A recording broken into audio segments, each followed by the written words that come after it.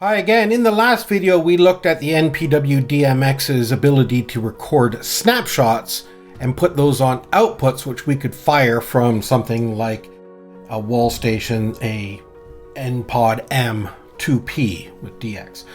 This time, instead of using a theatrical console, we're actually going to use Passcape to configure a couple of the outputs to do very special things for us.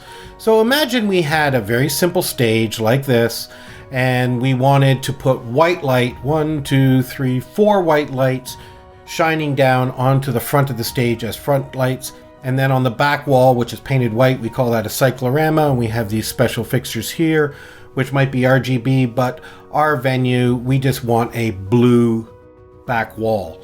So to represent that, I've sort of printed out this stage here, and we're going to put this on top of our tile here.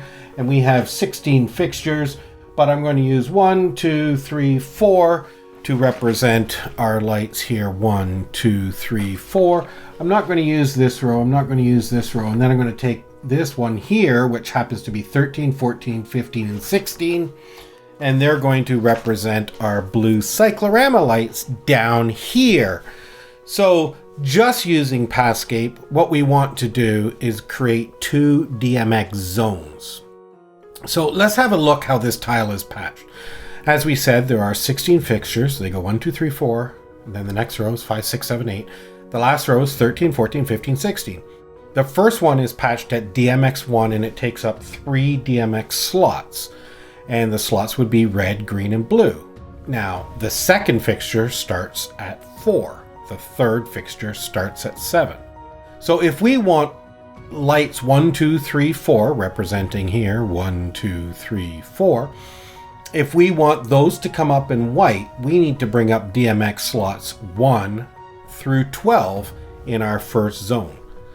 Now, we'll do that in a second, but let me just explain the blue zone at the back.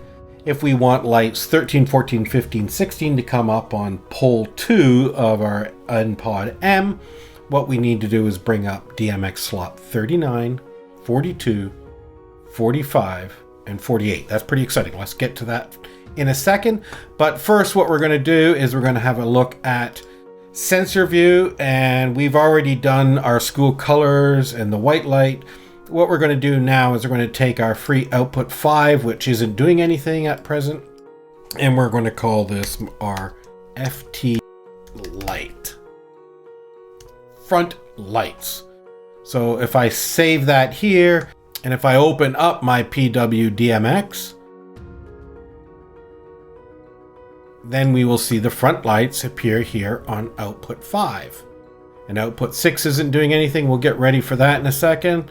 So here's output 6, and we will call this blue psych. And if I save that here, and I look over here, output 6 will magically become the blue psych. So now, as I said, to get white light, we're going to take slots 1 through 12 to full. So we're going to change the action of our front lights here to a zone, and our starting slot is going to be number 1. And we want to go for 12 slots, so we'll put 12 in here. And we're going to say each one of them consumes a single slot. And if we send all of these transactions off, we have now defined our white light zone here.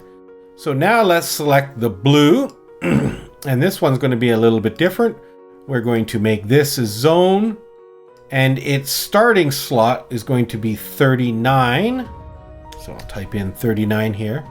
How many fixtures are there? 1, 2, 3, 4. So there's 4 fixtures. And how many slots per fixture? 3. So if I do that, there are 3 slots per fixture, and I'll send all those transactions off. Great. So in sensor view, we go to the control channels tab, and we have a look at port 1 for local channel 1.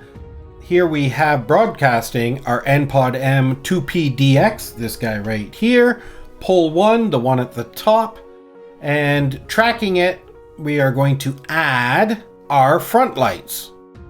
And for pole 2, we are going, we better save that. And for pole 2, we are going to track the blue cyc, and we're going to save that. So now if I press pole 1 on the nPWDM, it will fade up the white lights, and these represent our front lights here. And if I press pole 2, we have our blue cyc lights. And I can adjust the intensity of these in 5% increments with the raise lower. These are settings you're very familiar with that you can change in sensor view. So if I turn off that light, it goes out, and then I can bring it back up to the level it was at before, which is 80%. So there you go. That's a quick look at how we can define a zone with Passcape on the nPWDMX and trigger it using an nLight device like an nPWDM or an occupancy sensor or a photocell. Next time we're going to have a closer look at how a vignette wall station can use the nPWDMX to broadcast onto the nLight network so that other devices can listen to input from the vignette wall station. Join me then.